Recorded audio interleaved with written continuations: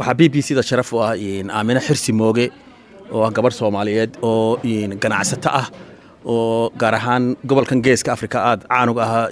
saldhigeeduna uu yahay dalka Uganda waraysi laanta afka Soomaaliga ee idaacadda BBC du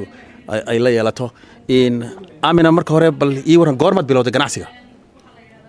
anigu waxaan bilaabay ganacsiga sanadka 82 anigoo 18 jir ah baan bilaabay. maxaad ku bilowday halkeesa ka bilowday? waxaan ka bilaabay horta family-gayga baa dad ganacsiga ah marka anigu waxaan ka bilaabay inaan alaab dhisma ah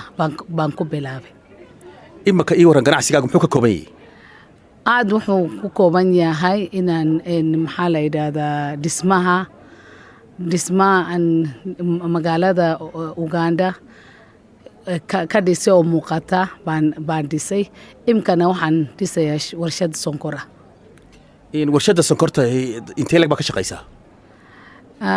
imika waxaan 5,000 oo qof baa ka shaqeeya dumarkana ku badan yihiin oo haddana beertaydana 3,000 oo ekarna dumarkan siiyey inay iyagu wax ka soo saaraan. marka dee dumarkii baad qayb weyn xaggii shaqada u abuurtay? waxaan u abuuray waayo waxaan rabaa sidaan anigu ilaa ii barakeeyey inay dadku dumarkana iga bartaan iyaguna horumarka galaan. markaa dhismahan dheere aad ka samaysay Kampala dalka Uganda oo kale ma mool weyn baa oo suuq ganacsi oo wax laga iibsado? moolka waa suuqa bartanka weeyaan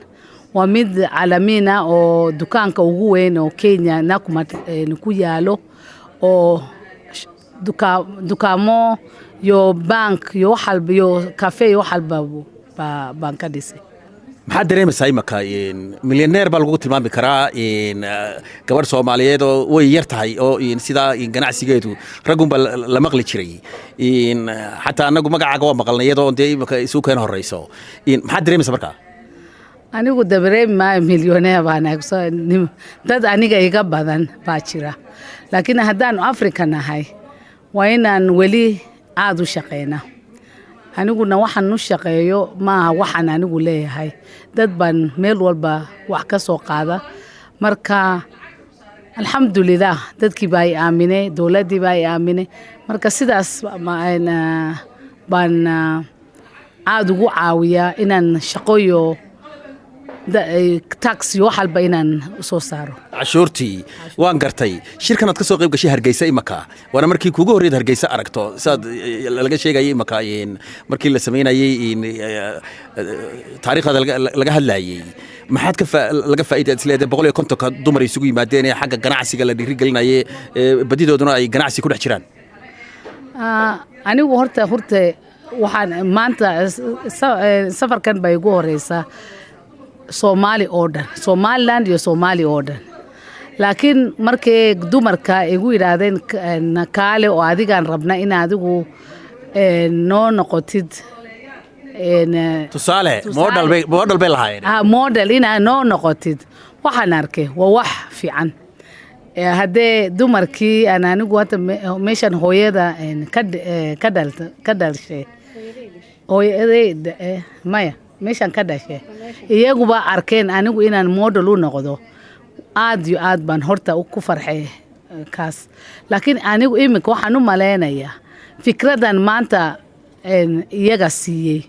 waxay arki doonaan fikrad iyagu markii hore ku fekereen waxaan yidhi intaa markasta aanaa sida niido intaan halkan keenayno maana anagu soo saarno. marka waad leedahay wax soo saarkii Soomaalida ku dadaasho?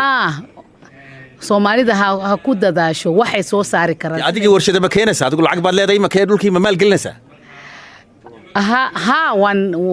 waan gelin karaa aniga kaliya ma dad badan baan anigu isku xidhnahay waan keeni karaa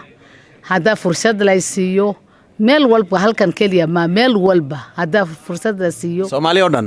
Soomaali oo dhan adigu 280kii 19280 bilaabaad tiri ganacsiga adigoo yaro dhowr 10 jir ah ma qoyskaaga markii hore tagay halkaasi bal ka waran Uganda mise hooyada ayaa aababa xaggaas ay ku dhasheen may anigu waxaan ku dhashay Kenya hooyada iyo aabaayna halkaas deganaayeen laakiin anagu waxaan joognaa xuduudka Kenya iyo xuduudka Uganda marka hooyada aaba ma dadkii Somaliland ee berigii hore tagay halkaas ee Ingiriiska geeyba hooyada waxay ku dhalatay Kenya aabahayna wuxuu ka yimid xaggan laakiin de awoogayo waa xaggan Soomaaliya ka yimaadeen ugu dambeyntii maxaad oran lahayd iyadoo markii kugu horeysay ay tahay dhul Soomaaliyeed oo adiga sheegaya masalan maxaad oran lahayd dadka aad ku oran lahayd dumarka dhiirigelina ay sidaadoo kale si ay kugu daydaan anigu waxaan oran lahaa dumarka haddaan su imano oo fikrad aan meel walba dibadda imika technology baa jira waxaa jira horumar oo cusub imika waa inaan ku dadaalnaa inaan wax aan maalin kasta ka shaqeynin waxaan businesskan yaryar inaan ka baxno oo eegno wax waaweyn sida constructionka project managers wax aynkaasa waa inaan ka shaqeyna waxa kale aan dadaala aan raba inaan u sheego shaqada haddaa adigu u sareysid ama wax qof qaadatid waa ina mas'uul qaadatid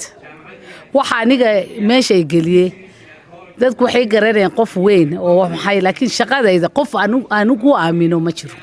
ama cadaan baa ii shaqeeya Chinese baa ii shaqeeya Hindi baa ii shaqeeya laakiin qof aan ku aamino ma jiro waa inaad adigu gashaan ma mushabaad leedahay inta fariisan lahayd waa inaad adigu gashat waa inaad adigu shaqaysaa macnaheedu waa inaad meesha ka shaqaysid oo marka adiguna ka shaqaysid dadkii kalena waxba ka baranaysa marka haddana fikrad haddana weyn baa ku gelay marka waa inay gartaan shaqo kasta waa ina adigu qofkii brain maxaa la yiraahdaa maskaxda waa ina adigu driver noqotid anigu waxaan kacaa 4:30 iyo barka subax salaada hore ilaa ma 7 habeenimood waan shaqeeyaa haddana maxaa la yiraahdaa waxaan iga xumaadayna ma jirto Fatima aamina laakiin bal ka waran xaqii hooyanimadana gurigii maanu dayacmeen markaa mise waad ku wadaa gola gaftabe xaga maxaa la yiraahdaa Ilaahay baa wuxuu noo qoray maalnimadana shaqe habeenkana naso de habeenkii caruurta iskuulka tegayaan meel walba de adiguna aroorti inta iskuul ayaguna tegayaan adiguna shaqulkii baa ku jirta galabtina de gurigii waa u joogto waa eegaysa caruurtaada waxay ka dhigteen waxaas oo dhan waa eegaysa aad baad u mahadsantahay ها؟ أنا يديت كرين